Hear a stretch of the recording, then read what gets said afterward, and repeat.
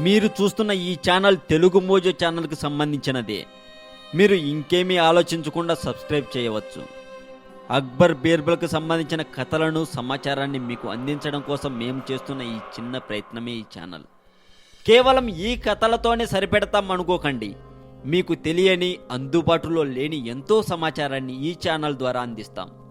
ఈ ఛానల్ని సబ్స్క్రైబ్ చేసిన మొదటి 1000 మందిలో నుండి ముగ్గురిని సెలెక్ట్ చేసి తెలుగు మోజో ఛానల్ ద్వారా మా అభిమానులకి మిమ్మల్ని విన్నర్స్గా పరిచయం చేస్తాం. ఆ విన్నర్ మీరే అవ్వచ్చు, అది కూడా ఈరోజే అవ్వచ్చు. ఇక ఆలస్యం ఎందుకు, వెంటనే సబ్స్క్రైబ్ బటన్ కొట్టేయండి. ఇప్పుడు అక్బర్ బీర్బల్ల గురించి చెప్పుకుందాం. మొఘల్ వంశాన్ని స్థాపించిన వాడు బాబర్ చక్రవర్తి. ఆయన కుమారుడు హుమాయూన్. తండ్రి తర్వాత హుమాయూన్ చక్రవర్తి అయినాడు. వీరి రాజధాని ఢిల్లీ. భారతంలో వర్ణించబడిన హస్తినాపురం ఇప్పుడు ఢిల్లీ అని పిలువబడుతుంది.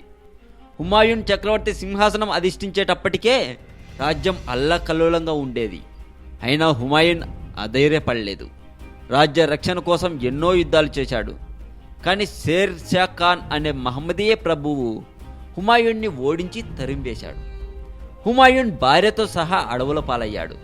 హుమాయూన్కు 1542వ సంవత్సరంలో అక్బర్ జన్మించాడు. అక్బర్ జన్మించినప్పుడు ఏమీ లేనందువల్ల వేడుకలు చేయలేకపోయాడు. తన వద్ద ఉన్న కొంత కస్తూరి ఉండడం వల్ల అది అందరికీ పంచిపెట్టాడు. కస్తూరి మంచి సువాసన కలది. ఇక అక్బర్ని క్రమశిక్షణతో పెంచుతూ అతనికి విద్యాబోధనలు నేర్పించాడు.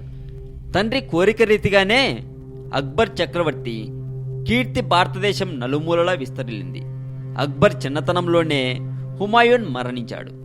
భైరంగ్ ఖాన్ అనే రాజకీయ తంత్రజ్ఞుడైన ఒక సైన్యాధిపతి చేతిలో అక్బర్ అన్ని రాజకీయ మర్మాలు తెలుసుకున్నాడు.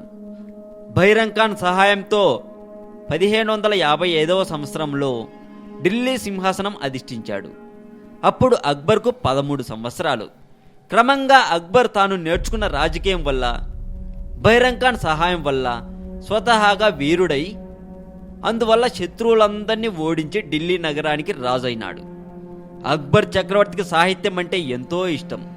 ఎక్కువగా పండితులతోనూ కవులతోనూ కాలం గడిపేవాడు.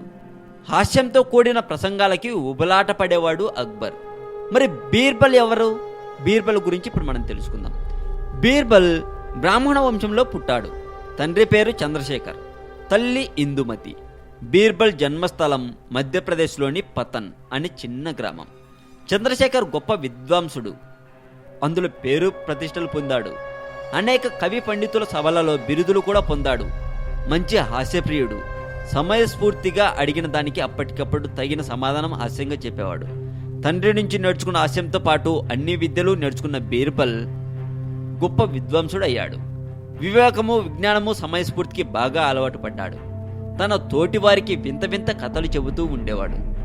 ఆ సమయంలో అక్బర్ పాదుషా వారి గురించి, వారి అభిరుచుల గురించి వింటూ ఉండేవాడు. అక్బర్ని కలుసుకొని ఆయన ఆస్థానంలో మంచి ఉద్యోగం సంపాదించుకొని జీవితంలో స్థిరపడాలని తలుచుకున్నాడు. అసలు అక్బర్ బీర్బల్ల ఫ్రెండ్షిప్ ఎలా మొదలైంది, వాళ్ళ స్నేహం ఎలా మొదలైంది ఇప్పుడు మనం తెలుసుకుందాం. అక్బర్ హాస్యప్రియుడు. చమత్కారంగా మాట్లాడేవారంటే ఎంతో ఇష్టపడతాడు. కానీ తనకు సమయస్ఫూర్తిగా జవాబులు చెప్పేవారు ఎవ్వరూ లేరు. తనకు సంతోషాన్ని కలిగించేవారు కావాలి. అందుకు బాగా ఆలోచించి ఒక ప్రకటన చేశాడు.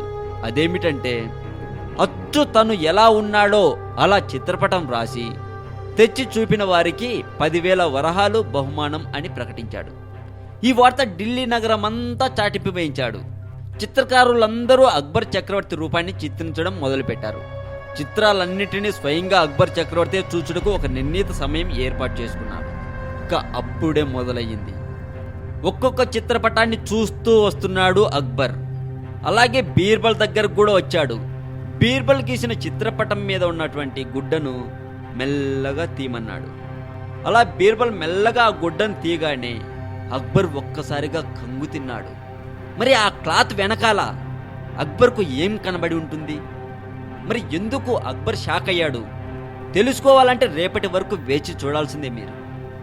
సో మీకు ఇది ముందే తెలిసి ఉంటే అక్బర్ అసలు ఏమి చూశాడు అన్నది కామెంట్ రూపంలో చెప్పచ్చు.